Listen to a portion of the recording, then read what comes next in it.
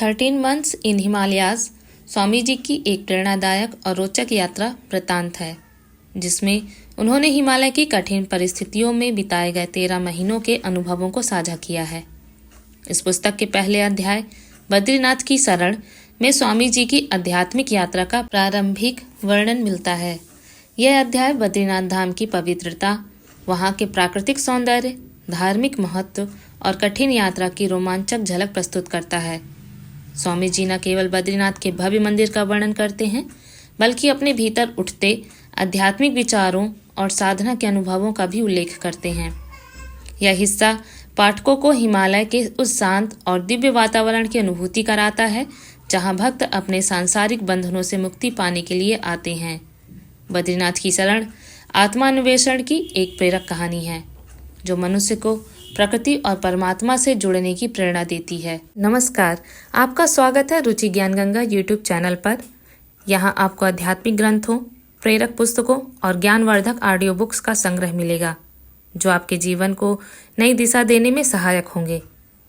अगर आपको हमारा यह प्रयास पसंद आए तो कृपया लाइक करें, चैनल को सब्सक्राइब करें और बेल आइकन दबाना ना भूलें, ताकि आप हमारी नई ऑडियो बुक्स के अपडेट सबसे पहले पा सकें। अपने विचार और सुझाव हमें कमेंट्स में ज़रूर बताएं, क्योंकि आपका फीडबैक हमारे लिए बहुत महत्वपूर्ण है। धन्यवाद और शुभकामनाएं। अध्याय 1 बद्रीनाथ में शरण। महीना 1 अगस्त 2010। मुझे आज भी अच्छी तरह याद है कि जब मैं पहली बार अपनी गुफा में बैठा था, कैसा लगा था। ऐसा लगा कि यह एक पूरी दुनिया है, जैसे मुझे किसी और चीज़ की ज़रूरत नहीं है। और यह वैसा ही था। मेरे सिर पर एक छत थी जो सचमुच चट्टान की तरह मजबूत थी, क्योंकि मेरी गुफा का एक विशाल चट्टान के नीचे थी। इसमें एक छोटा सा था जो 3 फीट ऊंचा और 2 फीट चौड़ा था, और एक छोटी जालीदार खिड़की थी। एक छोटा सा गैस स्टोव जिसमें एक सिलेंडर और कुछ महीनों तक चलने वाले सामान रखे हुए थे, एक कोने में रखा हुआ था। एक तिरपाल ने फर्श, छत के कुछ हिस्सों और 3 दीवारों को ढक दिया था। मितव्ययिता पूर्वक जीवन जीने के बारे में एक आश्चर्यजनक बात यह है कि यह आपको यह एहसास कराता है कि जीवन में खुश रहने के लिए आपको कितनी कम चीज़ों की आवश्यकता है। माना कि गुफा कितनी छोटी थी कि आप अंदर सीधे खड़े भी नहीं हो सकते थे, लेकिन मुझे वैसे भी खड़े होने की ज़रूरत नहीं थी। इसके बजाय मुझे जितना हो सके उतना सीधा बैठने की ज़रूरत थी।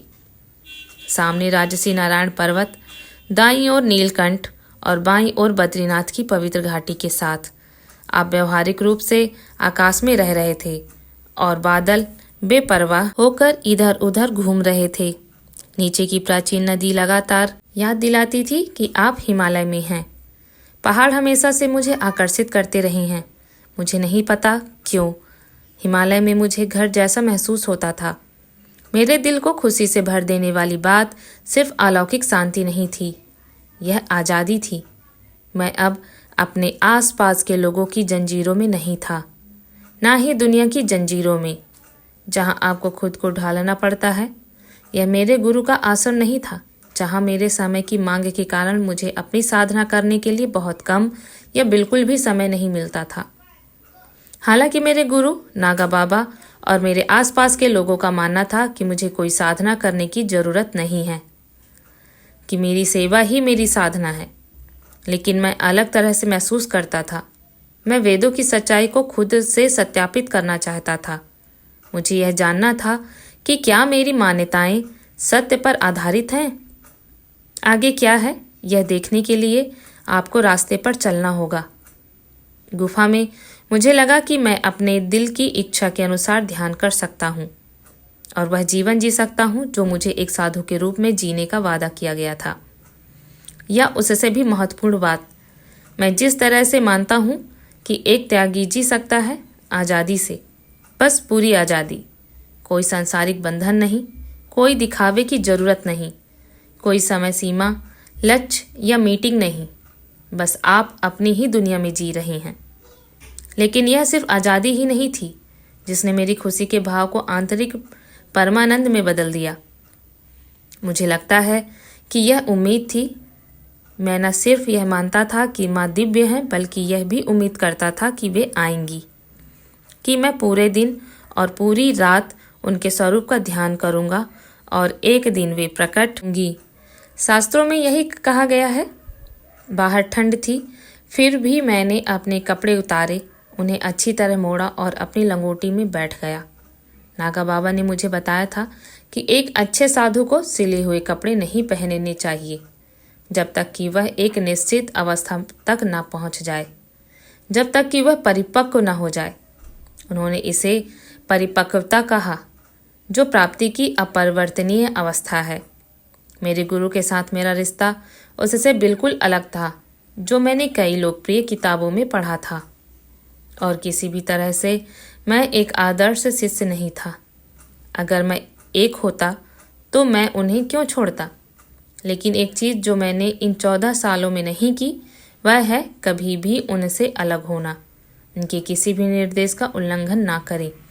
उन्होंने आदेश दिया था कि साधना के दौरान कोई भी सिला हुआ कपड़ा ना पहने, और इसलिए मेरे पास कोई भी सिला हुआ कपड़ा नहीं था। इसके अलावा मैं अपने शरीर की सीमाओं का परीक्षण करना चाहता था। मेरे लकड़ी के तख्ते के बगल में एक और छोटा तख्ता था, जिस पर मैंने लाल कपड़ा बिछाकर भगवान नारायण की चतुर्भुज रूप की एक छोटी मूर्ति और एक दीपक रखा था। यह एक मूर्ति थी जो लगभग 12 इंच ऊंची थी, और मैंने इसे दिव्य माँ के रूप में देखा। वास्तव में मैंने इस मूर्ति को वैदिक ग्रंथों में वर्णित हर संभव रूप में देखा। मुझे विश्वास था और पूरे दिल से उम्मीद थी कि एक अच्छा मौका था कि एक दिन देवी माँ इस मूर्ति से प्रकट होंगी और मुझे अपना दर्शन देंगी। मुझे प्रतीक और संकेत नहीं चाहिए थे, मुझे एक स्पष्ट दर्शन चाहिए था। यह पागलपन की पराकाष्ठा है, शायद अज्ञानता, मुझे पता है, लेकिन फिर भी मैंने कभी भी समझदार या बुद्धिमान होने का दावा नहीं किया है। इस दुनिया से बाहर निकलने के लिए आपको पागलपन के तत्व की आवश्यकता होती है। आपकी दृष्टि जितनी बड़ी होगी, आपको उतना ही अधिक पागल होना होगा। अपनी गुफा में जाने से पहले मैं इस बारे में बहुत स्पष्ट था कि मैं कौन सी साधना करने जा रहा हूँ। मुझे पता था कि मुझे कहाँ से शुरू करना है। लेकिन एक हफ्ते पहले भैरवी माँ से हुई एक आकस्मिक मुलाकात ने मेरी योजना बदल दी। उन्होंने जोर दिया कि मैं अपनी साधना के साथ साथ अपनी साधना भी करूं। मैंने उस मुलाकात के ज़्यादातर विवरण अपने संस्करण इफ ट्रुथ बी टोल्ड में साझा किए, लेकिन जो मैंने साझा नहीं किया था वह था उन्होंने जो साधना सिखाई थी। वैसे तो मैंने अपनी गुफा में और भी लंबे समय तक रहना चाहता था, अगर ज़रूरत होती तो सालों तक, लेकिन बद्रीनाथ 10,800 फीट की ऊंचाई पर होने के कारण लगभग 6 महीने तक बाहरी दुनिया से दूर रहता है। 12,000 फीट की ऊंचाई पर मेरी गुफा और भी ऊपर थी। सर्दियों की शुरुआत से पहले मेरे पास लगभग 2 महीने थे, और इसलिए मुझे अधिक उपयुक्त स्थान की तलाश करने की आवश्यकता थी। मैं पूर्ण, संपूर्ण और नितांत एकांत चाहता था। नितांत एकांत इसलिए ताकि मैं अपनी मन स्थिति में स्थिर रह सकूं। नितांत एकांत इसलिए ताकि मैं बाकी दुनिया से पूरी तरह से कटा रहूं, और नितांत एकांत इसलिए ताकि मेरे पास कुछ भी ना हो सिवाय नितांत एकांत के। हर समय ईश्वर के विचार। मैं अभी तक विचारहीनता की स्थिति में नहीं पहुंचा था, और मेरे दिल में देवी माँ का दीपक जलाए रखने से मुझे जो आनंद मिला वह मैंने पहले कभी अनुभव नहीं किया था। देवी के विचार तुरंत मेरे दिल को पिघला देते थे। एक बात जो निश्चित रूप से मेरे पक्ष में काम करती थी वह यह थी कि ना तो इस स्तर का एकांत और ना ही साधना की अवधारणा मेरे लिए नई थी। मैं पहले भी कई मौकों पर एकांत में जा चुका था। मैं 20 साल से भी ज़्यादा समय से साधना कर रहा था। वास्तव में मैंने सब कुछ त्याग कर इस गुफा में निवास करने का एकमात्र कारण यही था कि मैं खुद को इस मार्ग पर पूरा समय समर्पित कर सकूं। जब मैं अंदर बैठा तो अंदर अंधेरा, ठंड और नमी थी, लेकिन एक खास तरह की गर्मी थी, दिव्यता की गर्मी। जबकि दुनिया गर्म और ठंडी चलती है, दिव्य माँ की गोद हमेशा गर्म होती है, हमेशा सबसे सुरक्षित जगह होती है। मेरी योजना इस गुफा में 40 दिवसीय साधना करने की थी। मेरी अपनी और भैरवी माँ द्वारा दी गई साधना, जो चंद्र कैलेंडर के अनुसार अगले 15 दिनों तक शुरू होने वाली नहीं थी। मैं अपना कार्यक्रम लिख लिया। आज 9 अगस्त 2010 था। 10 तारीख को प्रारंभिक जप के बाद मेरी अपनी साधना 11 तारीख को शुरू होगी। मंत्र योग के मार्ग पर यह अनिवार्य है कि किसी भी साधना को शुरू करने से पहले, जब तक कि किसी के गुरु द्वारा अन्यथा निर्दिष्ट न किया गया हो, साधक को बैठकर सवितुर गायत्री मंत्र का 10,000 बार जाप करना चाहिए और उसके बाद ही सोना चाहिए। चेतना की विकसित अवस्था में आपको एक दृष्टि या एक सपना मिल सकता है जिसमें वह आपको अनुमति देती है, या आपको एक सुगंध की अचूक सुगंध का अनुभव हो सकता है। कई लोगों का मानना है कि वह आपको कोई संकेत देकर अपनी सहमति भी दे सकती है, लेकिन जहाँ तक मेरा सवाल है, मैं संकेतों से दूर हो चुका हूँ। शुरू से ही मैं बहुत स्पष्ट था कि मैं संकेतों की व्याख्या में नहीं पढ़ना चाहता था। या तो वह वहाँ थी या वह नहीं थी, या तो मैंने कुछ अनुभव किया या नहीं किया। मैं तितली या मधुमक्खी के अचानक प्रकट होने के संकेत के रूप में नहीं लेना चाहता था। मैं इसे वनस्पति विज्ञानियों पर छोड़ना चाहता हूँ। मैं रात को अपनी कमरबंद पहनकर बाहर निकला। चारों तरफ घना अंधेरा था और बहुत ठंड थी। ठंडी हवाएं मेरी रीढ़ को छेद रही थीं। मेरा आत्म प्रशिक्षण काम आया, क्योंकि मैं पिछले 3 सालों से ठंडे पानी से नहा रहा था, और हालांकि इस बार की ठंड ने मेरी हड्डियों को हिलाकर रख दिया, लेकिन इससे मैं बीमार नहीं हुआ। शुरू में मुझे ठंड का एहसास हुआ, लेकिन जल्द ही यह ठीक हो गया। सच कहूँ तो बाहर रहते हुए मुझे थोड़ा डर लगा। ऐसा लगा जैसे कोई जंगली जानवर, हिमालयी भालू, सूअर या हिम तेंदुआ मुझे जिंदा ही खा जाएगा। लेकिन इस डर ने असाधारण जागरूकता और शांति को भी जन्म दिया। मुझे ध्यान में मरना ठीक लगा। मेरे अंतिम विचार दिव्य माँ के बारे में होने चाहिए, उनके सौम्य रूप को निहारते हुए, और उम्मीद है कि एक बड़ी बिल्ली के बदबूदार नुकीले दांतों को नहीं देखते हुए। एक पल के लिए मुझे लगा कि यह डर मेरी त्वचा के नीचे रेंग रहा है, कि मुझे अभी मार दिया जा सकता है और दुनिया में कोई भी व्यक्ति नहीं जान पाएगा।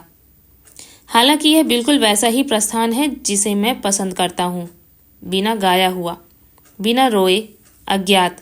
यह मेरी यात्रा का एक अस्वीकार्य, अलग, बिल्कुल हास्यास्पद नहीं है तो अंत होगा। अपने सत्य की खोज किए बिना मर जाना। कौन डरता है? अहंकार। जंगली जानवर क्या ले सकता है? मेरा शरीर। अगर मेरे शरीर का यही अंत होना तय था तो ऐसा ही हो। आपको हर रात बाहर निकलना पड़ता है। आप या तो डर सकते हैं या अपनी पसंद को स्वीकार कर सकते हैं और परिणामों के साथ जी सकते हैं। चुने। जो भी आत्मतर्क था उसने काम किया, और मरने के डर ने मुझे अकेला छोड़ दिया। मेरे पास बाहर पानी से भरी एक बाल्टी थी और एक तौलिया जो पहले से ही गीला था। गीला तौलिया ठंडे भोजन की तरह होता है। यह अपना उद्देश्य पूरा कर सकता है, लेकिन यह वैसा नहीं है। मैंने तापमान जांचने के लिए पानी में अपना हाथ डाला और एक पल बाद मुझे लगा जैसे मेरा हाथ ही नहीं है। यह पानी किसी भी ठंडे पानी से ज़्यादा ठंडा था जिसमें मैंने कभी अपना हाथ डाला था। ध्यान रहे, मैं ठंड से पीड़ित था। सर्दियों के महीनों में बर्फीले कनाडा में भी बारिश होती है, इसलिए मुझे ठीक ठाक पता है कि मैं किस बारे में बात कर रहा हूँ। सुबह के शुरुआती घंटों में अपनी गुफा के बाहर मैंने धीरे धीरे चलने की कोशिश की, लेकिन ऐसा नहीं हो सका। यह नहाने से कम और एक कठिन परीक्षा से ज़्यादा था, और इसलिए मैं जितनी जल्दी हो सका उससे गुजरा। दूसरे शब्दों में, मैंने अपने शरीर पर कुछ मग पानी डाला, उस छोटे से तौलिए से पोंछा, उसे निचोड़ा और स्नाइपर की बंदूक से निकली गोली की सटीकता के साथ अपनी गुफा में घुस गया।